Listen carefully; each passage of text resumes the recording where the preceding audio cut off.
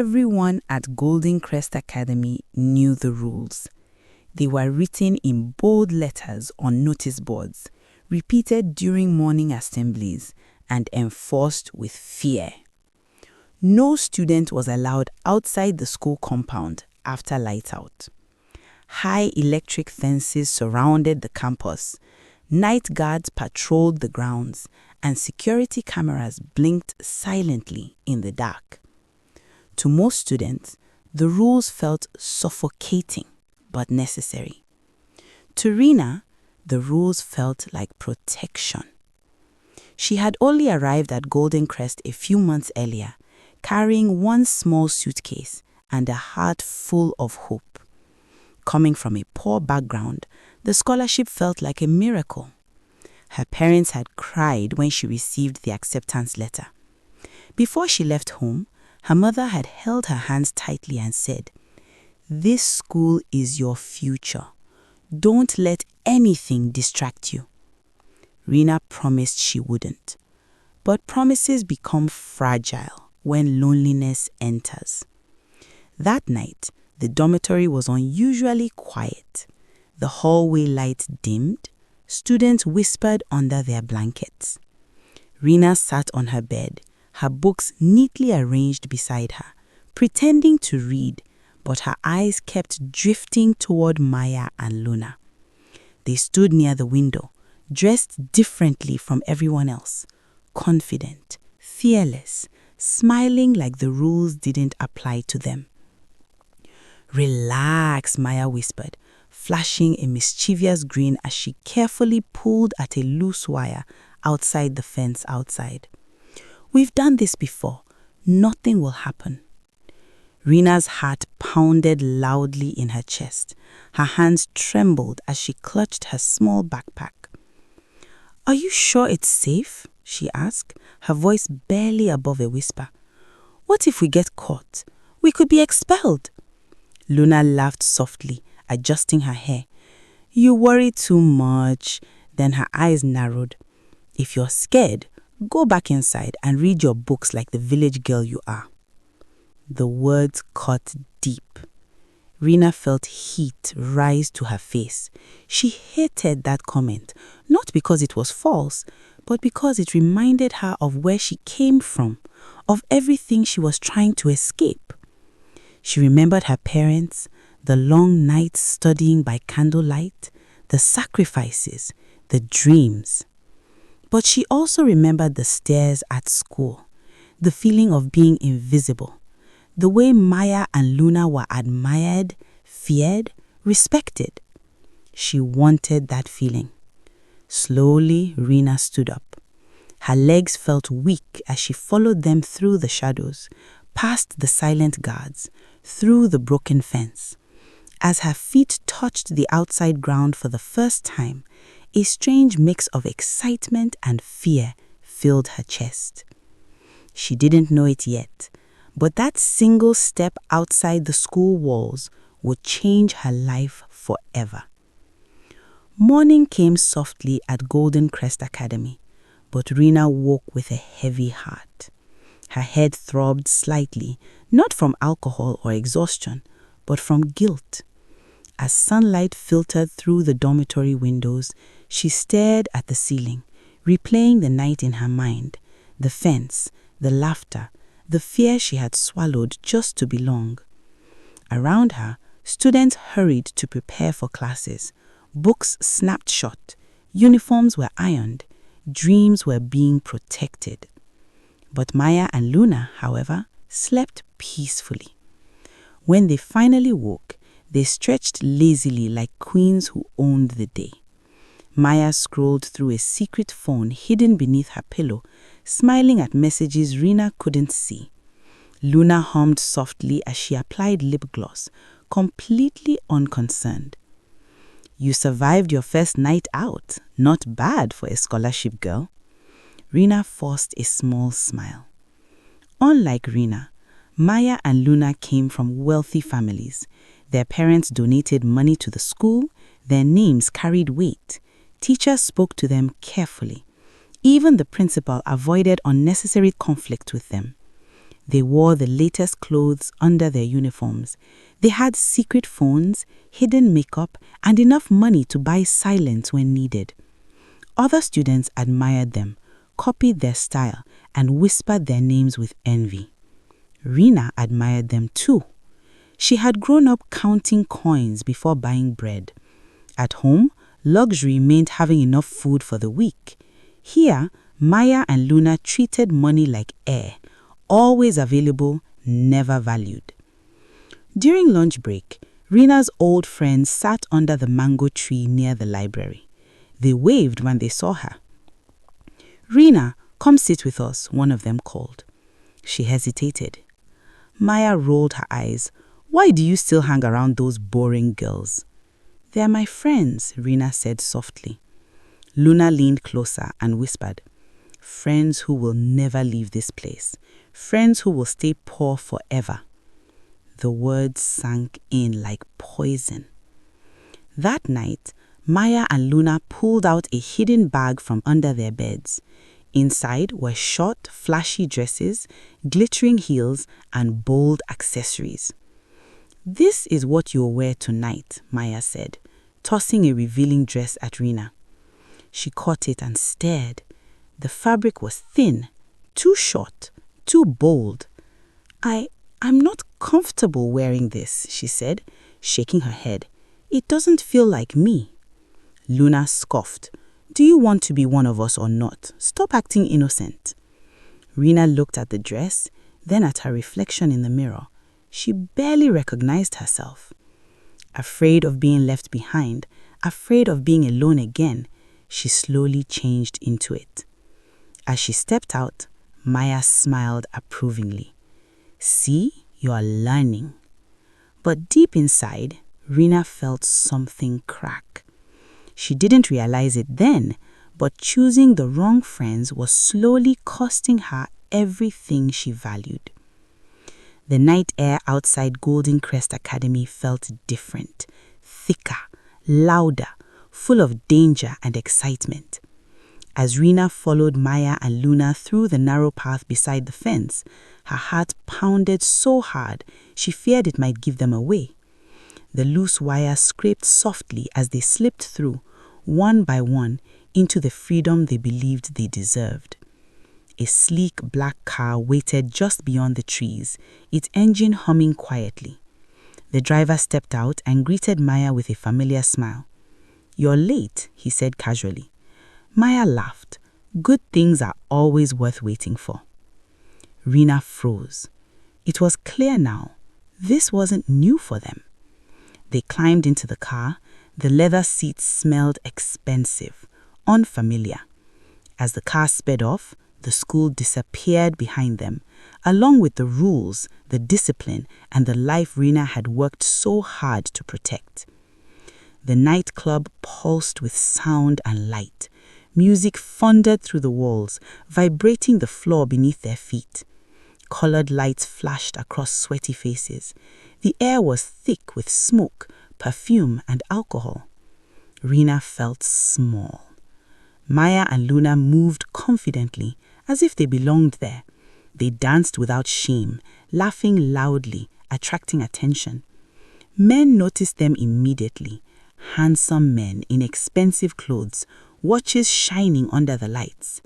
Within minutes, Maya and Luna were gone, each disappearing into the crowd with different men. Rina sat alone at the bar, her hands trembling around a glass she hadn't ordered. Her dress felt shorter by the second. She scanned the room, hoping to spot someone familiar, but everyone looked like a stranger. That's when Victor approached.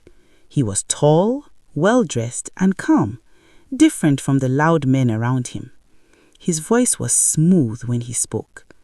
"You're too beautiful to be sitting alone," he said. Rina shook her head nervously. "I'm just waiting for my friends." Victor smiled. "Then let me keep you company." She wanted to refuse. She really did. But he didn't touch her. He didn't push. He just talked about music, about life, about dreams. He listened when she spoke, laughed at her jokes, and looked at her as if she mattered. For the first time that night, Rena relaxed. When the night ended, Victor walked her back to the car. Before she left, he slipped a small piece of paper into her hand. "Call me," he said softly. "I'd like to see you again." Back at school, Maya and Luna were buzzing with excitement when Rena told them. "Do you know who that man is?" Maya whispered. "Is rich, very rich." Rena felt a strange knot in her stomach. "I don't want distractions. I came here to study." They laughed. "You're wasting your beauty," Luna said. "This is how life really works." That night, Rena lay awake in her bed, Victor's voice echoing in her head. Her book sat untouched beside her. Without realizing it, the nightclub life had taken its first grip on her future. The days that followed were a blur for Rena. Victor's number sat in her pocket like a forbidden treasure. Every buzz of her phone made her heart race. At first, she told herself she didn't need him, that she came to Golden Crest to study. But the attention he gave her, the charm in his voice, the way he made her feel seen, it was intoxicating. Maya and Luna didn't waste a second. "Call him," Maya urged one afternoon, leaning casually against the locker. "You are wasting your beauty just sitting there. He's rich. He can take care of you. Life is short." Luna smiled slyly. "You're too good looking to ignore opportunities. Don't act naive." Rena hesitated. Her parents' voices rang in her mind. "Don't let anything distract you." But the pull was too strong. She dialed the number. Victor answered immediately, warm and attentive. Soon, sneaking out became routine. Friday nights were no longer about relaxing or catching up on homework. They were about clubs, parties, and expensive dinners. Victor sent gifts, perfume, clothes, even money hidden in envelopes.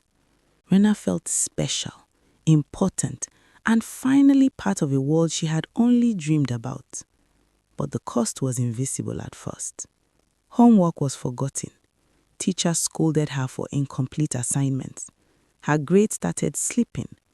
Her old friends, those who had laughed with her under the mango tree, drifted away, frustrated by her absence and her new world. Every weekend, the car would appear outside the school fence, Maya and Luna leading the way. And every weekend, Rena felt both alive and terrified. Alive because the thrill was like fire in her chest. Terrified because deep down, she knew this path was dangerous. Victor's invitations grew bolder. One night, he suggested a party at his house, promising that it would be fun, that it was the place where real connections happened. Rena hesitated, sensing something off, but Maya and Luna's teasing words pushed her forward. "Don't be a coward. Don't waste your chance," they said. Rena didn't realize it yet, but that night would be the turning point, the moment her life would spiral in ways she could never undo. The house was enormous, with marble floors, sparkling chandeliers, and expensive artwork lining the walls. Music thumped through every room. Rena felt out of place again, her scholarship girl instinct screaming at her to leave, but Victor's calm presence pulled her forward. At first, it seemed harmless. They laughed, danced, and talked in a quiet corner. But as the night deepened, Victor's demeanor changed. The charm faded.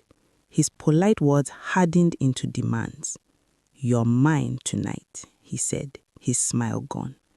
Rena froze. I can't," she stammered. "I don't." But he ignored her protests. She begged, cried, and resisted. The music downstairs drowned her voice. No one came to check on her. No one noticed her struggle. In the end, Victor left her alone, broken and terrified. When she returned to Maya and Luna, she sought support, expecting comfort. Instead, they blamed her. "Did you think all those gifts were free? You knew what this world was about," Luna said coldly. Maya laughed harshly. "We told you, this is life. You have to pay to play." Rena felt crushed. The two girls she had risked everything to follow offered no empathy, only ridicule. That night, for the first time, she realized that she had been abandoned by the people she thought were her friends. She vowed never to trust them again. Weeks passed, and the consequences of that night began to manifest. Rena felt unwell, nauseous, dizzy, and constantly tired. A visit to the doctor confirmed her worst fear. She was pregnant. Panic gripped her. Victor denied everything, blocked her number, and vanished. Desperate, she went to his house only to find he had a wife and children. Shock and shame weighed heavily on her. Feeling alone and trapped, she made a devastating decision. She ordered dangerous drugs online, hoping to undo the pregnancy herself. The drugs nearly killed her. Doctors intervened just in time, saving her life, but not without cost. She lost her womb, her dreams of a normal life, a family, and a future at Golden Crest shattered. Her parents were notified, heartbroken and angry. The school expelled Maya and Luna for their reckless influence. Victor faced legal consequences. For Rena, survival came with a heavy price.